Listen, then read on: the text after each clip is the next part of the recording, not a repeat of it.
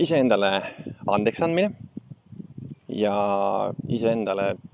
siis üldse kõik minevikus, mis on juhtunud, kas halvasti, kas mingid otsused on ebaõnnestunud, kas mingid ettevõtmised on ebaõnnestunud, siis tänase jutu mõte on see, et leida endasse see jõud, see tahtmine, et lasta nendel asjadel minna. Muidugi, mis me kõik kipume tegema, on see, et me veame neid asju endaga lihtsalt kaasas päevast päeva ja nad võivad tulla täiesti suvalistel ajahetkedel meelde ja siis käib see võib-olla see jõnks läbi, võib-olla käivad need nii-öelda siuksed õrnad siuksed, ma ei tea, kananahk näiteks tuleb ihule või midagi sellist, eks, kui tuleb meelde see asi, mille pärast nagu ennast siis halvasti tundsid või tundsid lausa pikalt halvasti. Ja see on lihtsalt osaks olemaks inimene ja me kõik teeme vigu, me kõik vahepeal ebaõnnestume, vahepeal õnnestume, vahepeal tuleb kõik nii hästi välja ja kui hästi tuleb välja, siis see on ju lausa nauditav.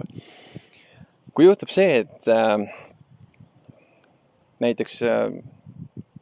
kui on halb periood, eks, või üldse siukene, kus tunned, et ei ole sellist motivatsiooni ja siis mõtled kõigele sellele, mis on kunagi halvasti läinud ja siis ketrad seda uuesti läbi ja töötled seda uuesti läbi ja elad neid mälestusi uuesti läbi, siis võib olla väga raske üldse näha seda, mis on hästi, mis on õnnestunud, mis on hetkel hea. Sest kuna sellel nii-öelda negatiivsel on nii suur jõud kaduda, mis kaotab selle positiivse sinna müra sisse lihtsalt ära. Ja see on näiteks selline olukord, kus sa vaatad uut filmi. Sa pole seda kunagi varem näinud, sa vaatad seda esimest korda ja siis ta salvestub sul nii-öelda mälusse.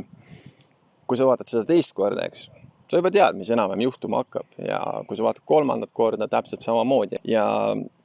paratamatult jäävad meile mälestused ja kui nad on head, on neid väga mõnus meenutada, väga hea meenutada. Kui nad on halvad, siis nad on kaasas, nad võivad vahepeal hüpata ei kuskilt, eks ole, ja nad samamoodi käivad kaasas ja nad on nii-öelda koormaks. Ja näiteks kui ongi depressioon või ärevushäire, eks, siis tekivad sellised hirmud lausa,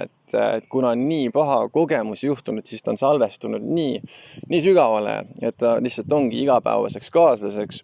ja see taastumine selle juures võibki olla nagu hästi keeruline ja hästi keeruline üldse saavutada mingit progressi esialgu. Ja kui nagu seda kogu aeg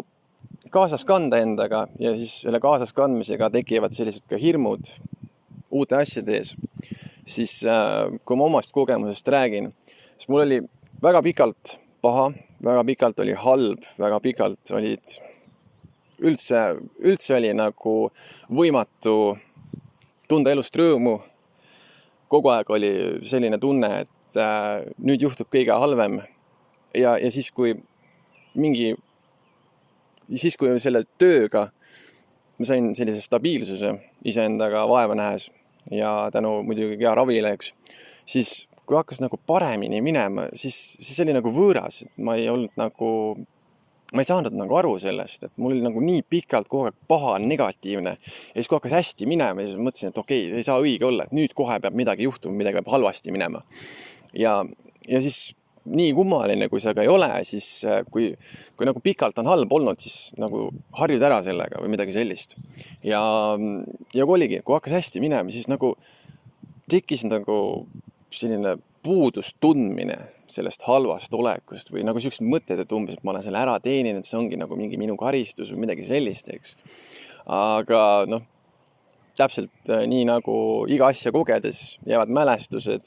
ja need talletuvad ja need on, jumal teab, kui kaua inimesega kaasas, siis üks asi on see, et lihtsalt hakata looma uusi mälestusi, uusi olukordi, uusi asju proovima ja võib-olla need halvad asjad jäävad kuskil alles, aga nad enam nagu tule läbi lihtsalt, et võimalus on uutele asjadele antud ja minu sõnum siin selles videos ongi see, et kui ongi nagu halb, kui on paha, kui ei lähe hästi, siis kõik see, mis sa oled eelnevalt teinud, on toonud sind konkreetsesse ajapunkti, kus sa lihtsalt taipad, et hea küll, proovin teistmoodi natukene teha asju, kas või nagu nii-öelda tibusammul minnes, kui vähemalt proovida, siis mingi hetk saavutad kindlasti edu, sest tähtis ei ole see, et kui palju inimene harjutab midagi või kui palju proovib. Tähtis on see, et kui palju ta on nõus uuesti proovima.